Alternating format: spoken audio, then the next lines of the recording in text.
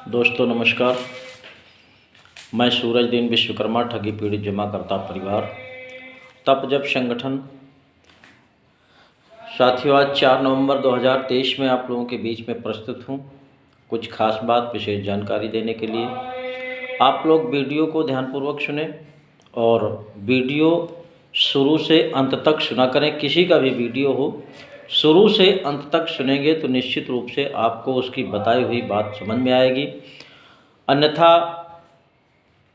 आप समझ नहीं पाएंगे कि हमारे भुगतान के प्रति कोई संघर्ष कर रहा है या कोई संगठन काम कर रहा है। तो इसलिए आप लोग, और ख़ासकर मेरे अभिकर्ता साथी, किसी भी कंपनी के एजेंट साथी हों, वो ज़रूर सुना करें और अमल भी किया करें। क्योंकि भुगतान न होने की दशा में मैं इस बात को सैकड़ों बार बता चुका हूँ, भुगतान न होने की स्थिति में जितनी भी लायबिलिटी है वो सब आपके ऊपर ही जा रही है।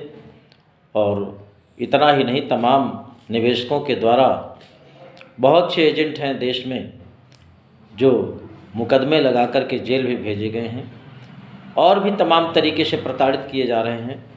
तो आपको ही जिम्मेदार भुगतान का ठहराया गया है और उन ठगों की बताई हुई बात को ही आप लोगों ने निवेशकों तक पहुंचाई है। और जिस तरह से ठगों ने आपसे वादा लिया था, उसी तरह आप लोगों ने अपने निवेशकों से वादा लिया, ठेका लिया कि हम भुगतान देंगे।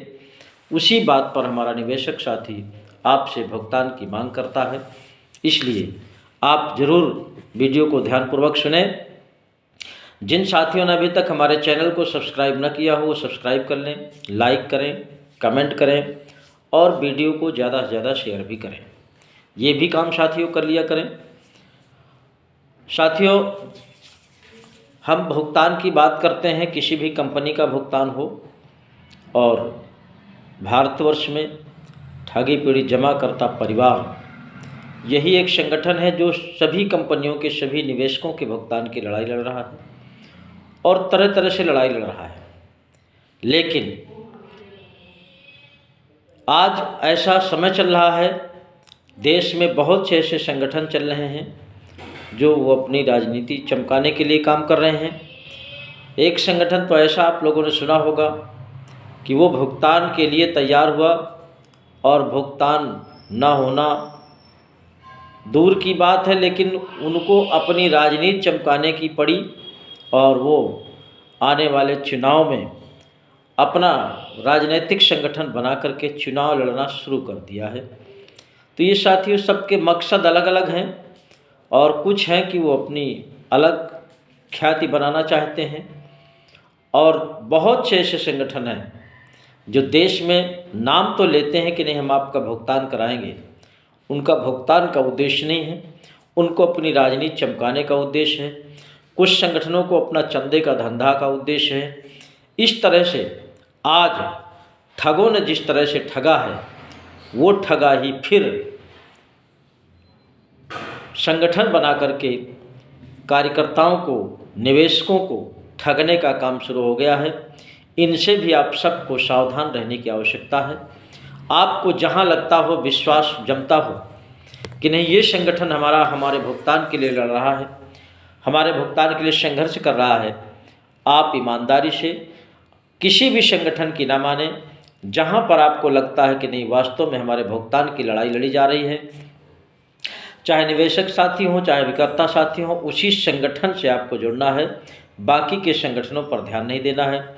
बहुत से संगठनों को देखा जा रहा है वो भुगतान की बात कम करते हैं, एक दूसरे पर छींटाकशी ज़्यादा करते हैं। तमाम तर्क वितर्क चल रहा है। उस तर्क वितर्क में ही ये लगता है कि निश्चित रूप से इनका भुगतान से संबंध नहीं है बल्कि राजनीति से संबंध है। ऐसे साथियों को भी आप सबको इग्नोर करना है और आपको अपना ध्यान, चाहे हमारे निवेशक साथी हों चाहे कार्यकर्ता साथी हों, आपको अपना ध्यान केवल केंद्रित रखना है भुगतान पर। और सबसे बड़ी समस्या भुगतान है। जो साथी भुगतान के लिए लड़े, निश्चित रूप से उसके साथ लग करके अपना अपना भुगतान सुनिश्चित कराना है और उस संगठन में साथ में लग करके सदस्यता भी ले लीजिए और सदस्यता ले करके आप भी अपने निवेशकों का, कार्यकर्ताओं को जागरूक करने का काम करिए। क्योंकि देश में जब तक देखा गया तमाम तरह से संघर्ष किए गए, लेकिन कोई नतीजा नहीं निकला। तो अंत में एक ही विकल्प बचता है, जब तक हम जनमत नहीं तैयार कर लेंगे तब तक सरकारें हमारी बात को सुनने वाली नहीं हैं, और तमाम तरह के कानूनों की लाइन खींच करके, कानून बता करके, ये आदेश कर दिया, वो आदेश कर दिया, और तमाम तरह से अरझाने वाला काम है। केवल गुमराह करने वाले आदेश हो रहे हैं। तरह तरह से नेता भी भाषण दे रहे हैं, और इन सब लुभावने वादों को आप देख रहे हैं। अभी से लोकसभा चुनाव की घोषणा नहीं हुई, लेकिन तमाम तरह के प्रलोभन देना शुरू कर दिया है नेताओं ने। उन प्रलोभन को भी अगर आप नज़रअंदाज करेंगे और अपने भुगतान पर केंद्रित रहेंगे तो निश्चित रूप से आप सबका भुगतान सुनिश्चित हो जाएगा। और भुगतान के लिए जो कानून बना है, भारत सरकार द्वारा जो कानून बना है, अनियमित जमा योजनाएं पाबंदी कानून 2019, इसी के तहत आप सब लोग अपने भुगतान की मांग करिए। जिन साथियों ने भुगतान का दावा न जमा किया हो, अपने अपने क्षेत्र में अपने अपने जिलाधिकारियों को भुगतान का दावा जमा करिए, लेकिन बर्ड्स एक्ट के तहत ही जमा करिए। और बहुत से साथी हैं जो आपको गुमराह भी कर रहे हैं कि बर्ड्स एक्ट के तहत आपका भुगतान नहीं होगा। आप किसी की ना माने। आज की तारीख में प्रत्येक हाथ में टच वाला मोबाइल है। आप अपने मोबाइल में सर्च करके देखिए, BUDS करके बर्ड्स एक्ट 2019 जब डायल करेंगे, गूगल से पूछेंगे, तो वो कानून आपका पूरा सर्च होकर के आ जाएगा। उसको बारीकी से पढ़िए। स्वयं पढ़ना नहीं जानते, किसी पढ़े लिखे व्यक्ति से पढ़वाइए और उसको बारीकी से समझने का प्रयास करिए कि ये कानून सरकार ने क्यों बनाया है, किसके लिए बनाया है। किसी की ना मानिए। और जो लोग अन्य तरह के कानून बताते हैं उनको सर्च करिए और कंपैरिजन करिए। फिर आपको पता चल जाएगा कि कौन सा ऐसा संगठन है जो आपके भुगतान की लड़ाई कानूनी तरीके से लड़ रहा है या गैर कानूनी तरीके से लड़ रहा है या आपको गुमराह कर रहा है। स्वयं में इसकी परख करिए। किसी के बहकावे में आने की आवश्यकता नहीं है। और आजकल जो पीड़ित हैं साथी, ज़्यादातर वो अभिकर्ता हैं, और अभिकर्ता वैसे भी तमाम तरह से चालाक होता है। आज भी बहुत से अभिकर्ता हैं, बहुत चालाक हैं, लिमिट से ज़्यादा चालाक हैं। वो अपने घरों में बैठ करके तरह तरह की बहानेबाजी करते हैं, संघर्ष नहीं कर रहे, अपने निवेशकों के भुगतान की लड़ाई नहीं लड़ रहे, और ढेर सारे बहानेबाजी बना करके अपने अपने घरों में कैद हैं और देख रहे हैं। और संगठन के लोग अगर उनसे संपर्क भी करते हैं तो उनका एक ही जवाब रहता है कि जब सबका हो जाएगा तो हमारा भी हो जाएगा। साथियों, ऐसे निकम्मे लोगों को, ऐसे निष्क्रिय लोगों को, ऐसे गैर जिम्मेदार लोगों को आपको निश्चित रूप से दंडित करना है और हमारे संगठन में भी उनकी शिकायत करना है जो ऐसे साथी गद्दारी का काम करेंगे।